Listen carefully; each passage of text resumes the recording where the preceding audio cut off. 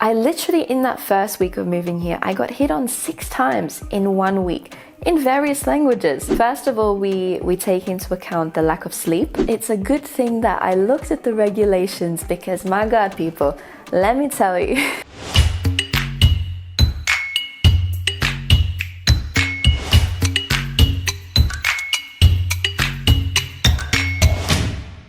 Hallo, привет, sveiki, bonjour und herzlich willkommen to my channel and LVL community. It is such a pleasure to see you guys again. Welcome back to a brand new video, and let me tell you, I'm going to talk to you in this video about literally what it means to live a full life. I thought it was time for a little life update, but before we get into this video and I give you all the goss on everything that's been going down in moving from the UK to Germany again and everything in between, getting a COVID test and all this jazz, I want to tell you guys about some important things and things you definitely don't want to miss out on. So, number one, if you're not yet following me on Instagram, follow me, because tomorrow I'm doing a live stream for the Women in Language event, which is taking place this weekend. I'm going to be delivering a talk on Saturday, so you definitely want to come and join. And there are going to be amazing powerhouse women talking about their experiences in language. It's going to have some elements of, business, entrepreneurialism, dating, love, life, culture, teaching, everything as well to do with languages and travel and the experiences that they bring you. So join me and these beautiful powerhouse women at the event Women in Language. You'll find the link below. And as well, the Psychology of Language Accountability course that you would have seen in previous videos that I've mentioned. We've got the website all here where you can get your free language learner analysis. So jump on that, because why not find out about how you learn best? So that is going to be launching on the 30th of September. If you guys are interested, let me know. I really this is going to go places. I am convinced that this course is going to help so many people because I've literally been putting my heart and soul into it. I'm doing research every single day, optimizing it. So it's taking a little bit longer than I expected, but it's going to be so worth it. So make sure to sign up to the newsletter where you'll find out all of the information about that. And otherwise, let's get into the video. So let's go back a year. Now, a year ago, you might remember this happening. And boy, have there been some big changes. So about a year ago, I feel like it's important to mention what was going on and the type of headspace I was in, because I know a lot of people are wondering, Lina, why are you back in Berlin? And I really don't see it as being back anywhere, because I'm living in one of the most amazing cities that is my second home, literally. I'm living in a new part of the city. I've grown so much in the last 365 days. So I think even if you visit a country or a place that you have been to before, the experience is never going to be the same, because you are no longer the same person that you were back then. You are going to have new experiences, you're going to meet new people, you're going to have new relationships. So it is very, very different. So a year ago, I was living in the eastern side of Berlin and I wanted a life change. So I started thinking about, what do I want to do in 5 to 10 years time? Where do I want to be? Where do I see myself living? And last year I spent a lot of time in between London and Berlin.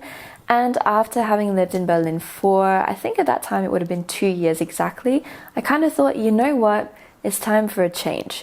And I actually was considering moving to Australia, but then I decided I'm not yet ready to leave the European continent. I feel like there was something still there for me to do, experiences still to be had, and it just didn't seem like the right decision. So I'm not going to talk too much about why I moved to England, because that's so last year, literally, but you guys can check out the video which you'll find above. But let's talk about the now. So this time your girl has learned.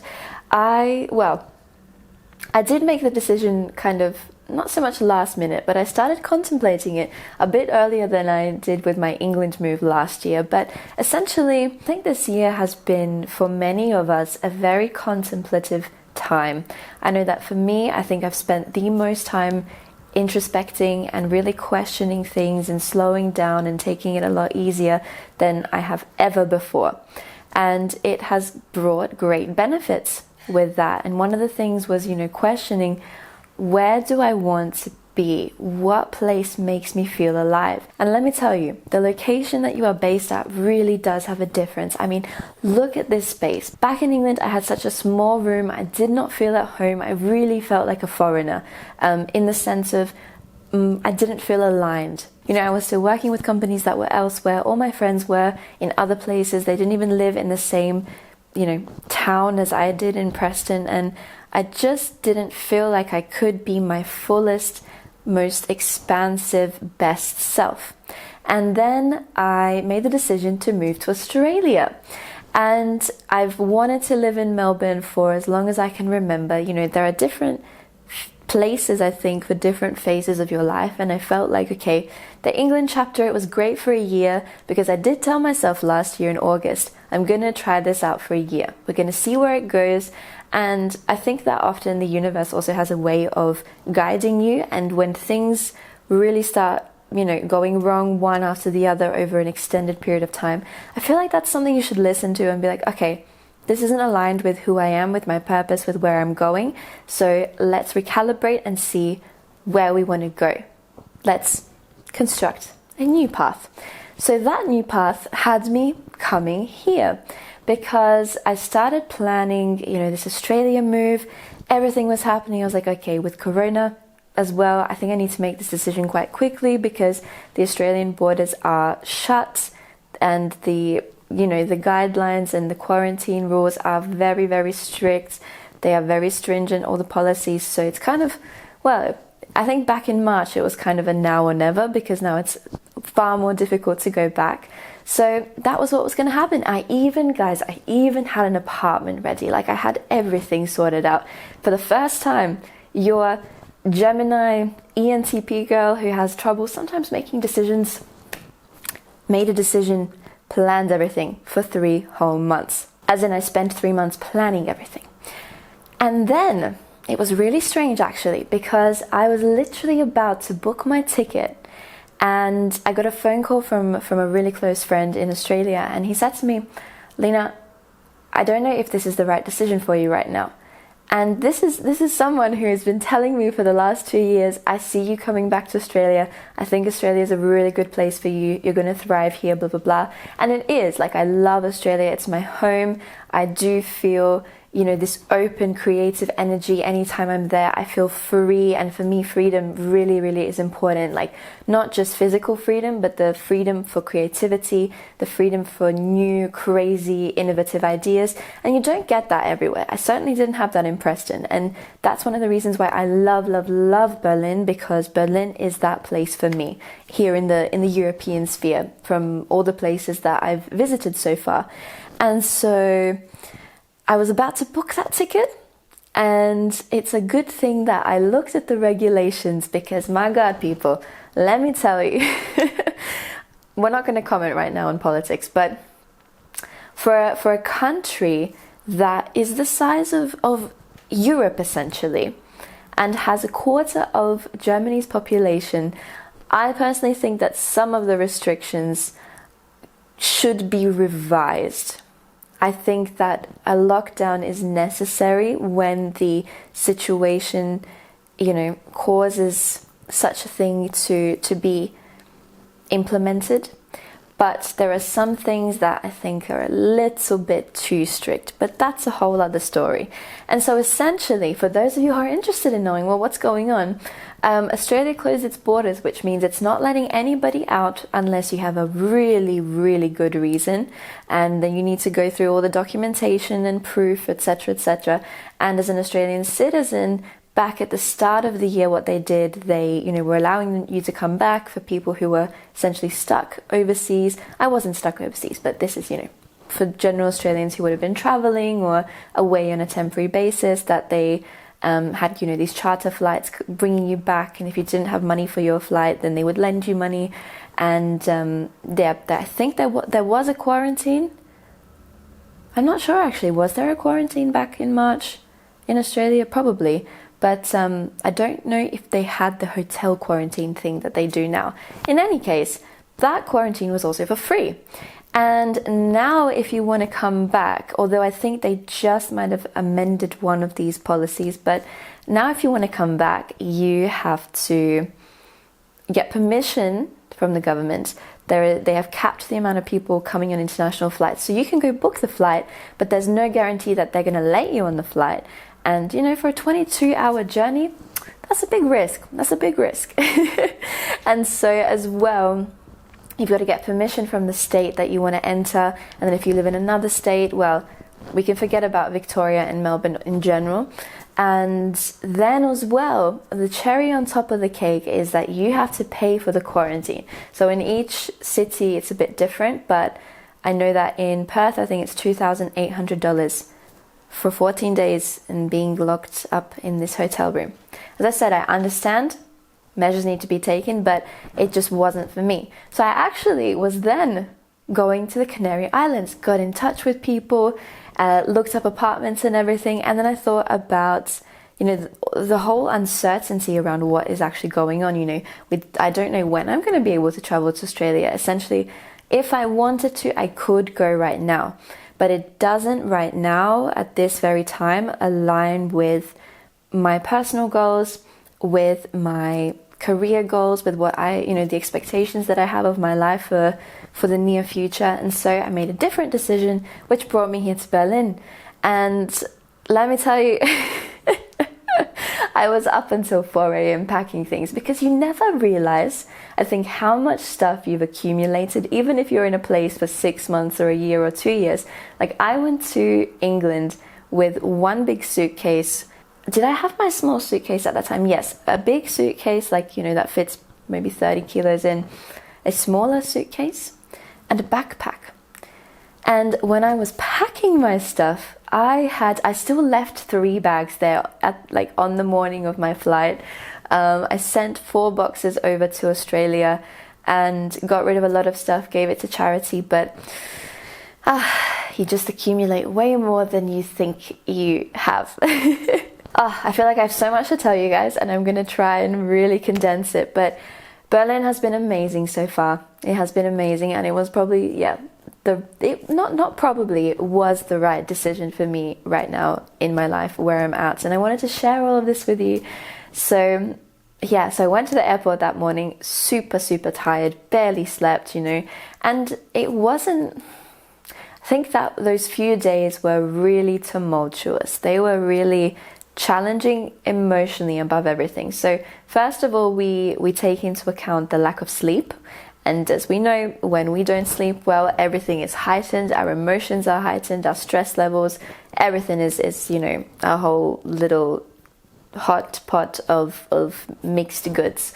And so my best friend took me to the airport, and as he was carrying my luggage down, the handle broke, and he comes back upstairs and he's like, Lina, we've got a slight issue. And I'm like, what do you mean a slight issue? And he shows me the handle, he actually showed me the handle. He's like, don't worry, we've got plenty of time, we'll stop by my house, I'll give you my little luggage. So it was thankfully just the small suitcase that was broken. And we got to the airport, and guys, so I booked extra luggage, but my suitcase was 10 kilos over the limit. And just to kind of summarize, thankfully, so I put it on the scales, and I also had my tennis bag with me, and for some reason that tennis bag didn't really count as anything. They didn't count it as the weighed luggage. They didn't really count it as hand luggage. It was just there, although a tennis bag is pretty big. It was just the tennis, for one racket. But so what I did was I took my Tim Ferriss book, which is this thick, put it in the bag, some cords, other books, everything. I think the heaviest things that I own are books. I have a lot of books. I sent a lot of them to Australia. Unfortunately, left some in England. But yeah, I just love having books. I'm not a Kindle person. I don't know. I do read some things online, as in on an app as well, on my phone, but there's just something about that paper. There's just something about it. Anywho, so I'm there on the ground in the car park unpacking stuff. Oh, no, wait, I already said that. No, we're back at the airport now. So after I was on the ground unpacking and repacking stuff, we're at the airport, and the first machine that I weighed my luggage on didn't work. Now, let's not forget, I'm lugging around approximately, 30 to 40 kilos, like more than 30, but yeah. And then one of the ladies came and helped me. She's like, oh, I'm sorry that the machines aren't working. Go to this one. So what I did, guys, because it's 11 pounds, like per kilo, I basically tricked the system a little bit and kind of, I lent the luggage, put it on an angle in a way that meant that I might have lost a few kilos suddenly. Anyway, I ended up paying like 44 pounds because I still wanted to keep it like legit. Anyway, went through and got to Berlin some hours later, was exhausted. Coffee wasn't even going to help at this time. And then you've got to imagine, my whole life, I'm carrying my whole life with me, all of my items, all of my belongings. And I stayed at a close friend's house who used to be my housemate in Berlin. And I thought I was moving in the next day. So I'm there, I get there around 6 p.m, haven't slept, need about 14, 15 hours of sleep. And then I'm like messaging, and there was just a bit of a misunderstanding, but it turns out that I was moving in on the 1st of September and not the next day, which was the 29th of August. And I'm there, the night before I essentially need to leave, or thought I was going to leave and move in, with nowhere to go. So I call up my Berlin contacts and I'm like, no, okay, I need some space just to rest. So great decision. I booked an Airbnb right in Mitte near all my favorite places, and it was beautiful. Like, I cannot tell you, like, once you open yourself up and carry good energy within you, good things come to you. I'm so blessed, even though for all of the things that I've experienced, well, in general in life, but especially since arriving back in Berlin, things work out. And I think those are also signs that you are on the right path and things are happening for you always. And that's something important to remember, guys. Life is always happening for you, not against you. Even the challenges, even though, things don't work out and we go through grief, we experience pain, we experience sadness and distress, all of that in its own way is happening for you. So yeah, I met the most amazing lady who owned this Airbnb. We went out for a drink and it was beautiful. And then 3 days later, I came here to this beautiful place, everybody. And my new family is here. So I now live with Brazilians and we're speaking Portuguese every single day. So in my next videos, you guys are gonna find out all the details about that. It has been amazing. It's just such a communal environment, such a beautiful feeling to be with people who you just click with. And yeah, I'll let you guys in on that a bit more. But also in terms of language, like, there is so much opportunity here in Berlin to practice language. I know of so many people who move into a share house, and if you are moving to Berlin, then I definitely recommend this for you. Like, move in with people who are going to be fun, who are on your level, you vibe with really well, but where you can also practice and learn other languages. And Berlin is just a multicultural hub in Germany. So, I'm going to play tennis with someone in French. I live now in Portuguese. I work and socialize in German. So it's this hodgepodge of languages, which is beautiful. And, I think that's why I love Berlin as well, is because it suits my needs. It suits my values and what I essentially want in life. So props to you, Berlin. Props to you. But anywho, the other thing I forgot to mention was literally the night before I was moving. My God, it was just like, for 1 hour, I'm focused on delivering a coaching session online. And then at 1:30 a.m. the night before I moved, I had a French exam because I'm also taking a French course online, which I've been doing for 8 weeks now. And if you guys want to find out a bit more about that, let me know in the comments below, and all the little projects I have going behind the scenes. I was recording things that day. Then I stayed up till 1:30 to do this exam. And the next day, I'm, lugging my luggage to this new apartment. In the Uber, on the way to the apartment, I am messaging people about business and all this other stuff. So we live a full life. And I'm not complaining. I would not have it any other way, even though it can be a bit emotionally draining sometimes. But then, let me tell you, so Berlin, in terms of COVID, you don't even have the feeling that it exists here. So we wear masks when we go to cafes, into the supermarket, when we're anywhere, near people. On public transport is a given, otherwise you're a Maskenbüffel and you get a fine. But other than that, people are quite liberal, because early in the year, like, everybody respected the rules. Most people. I mean, you do have these demonstrations going on, like the protests. I'm nowhere near there, so don't worry, guys, but it's been interesting. So my housemates and I, we went to this outdoor rave event. Raving is not my thing. Techno music isn't really my thing. I don't know why I even went, to be honest, but it was a great social activity, put it that way. So it was okay in the beginning, and then people just got really aggressive and crazy and weird. I don't know, maybe the fact that they hadn't been out in months, and some people need that. But I much prefer, upbeat, light music, and it was just great. I think this was one of the first events that was actually happening after all of the lockdown and things. So we went, everybody was wearing masks, everybody was keeping a distance, we stayed in our little bubble essentially. And then Monday morning, we get an email that someone at the event contracted COVID. Like, I knew nobody had it, like, out of us. I don't know, I just intuitively knew. Obviously I didn't know 100%, but I just felt it. And everybody started stressing. It was just this, as I'm sure you can imagine, you start kind of thinking the worst, and I was very adamant to not do that, but obviously, everybody is then in contact with other people or works with other people, and there's that uncertainty which brings in the fear. So Tuesday morning, one of our first, VG housemates experiences together was going to the doctor and getting tested for COVID. So everybody was negative, all the results came back negative, but it was, it was this sudden, like, holy moly, like, what would happen, what's going to happen if we have it, and blah blah blah. But that was an interesting start to the week.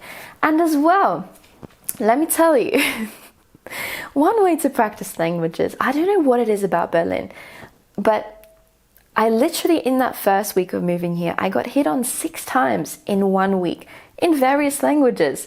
So anybody, men, women, if you want to come to Berlin and practice your languages on the street, when someone hits on you, that can also happen.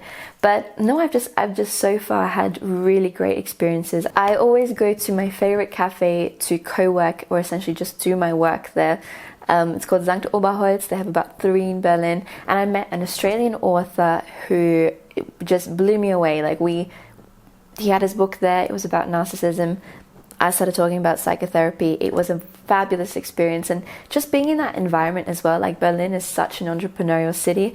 I think that's what makes me feel so alive as well, that I love people who think big, that open-mindedness, that creativity, that good vibe. I met a pianist from New York. We went for a coffee. What else? Like, just different people, someone who used to work at Facebook, other people as well who are interested in languages, new tennis buddies. So, whilst it was hard saying goodbye to certain things in England, taking that leap and reaching for more, striving for more, that has come with moving to Berlin and changing my location has been amazing. So that's kind of the life update for now. I think, how many minutes has it been? I think of all the things that happen to me in a week is usually enough to last about a month's worth of content. So guys, that was a summary of my adventures so far in Berlin. I hope you enjoyed the video. Let me know, what was your favorite part? What would you like to see next? What do you want to know more about? I am looking forward to seeing you guys in the next video, und genießt euer Wochenende. Bis zum nächsten Mal. Ciao, ciao. Oh, and don't forget to like the video if you enjoyed it, and subscribe to my channel to never miss out on a video from moi, Lina V, and I'll see you next time.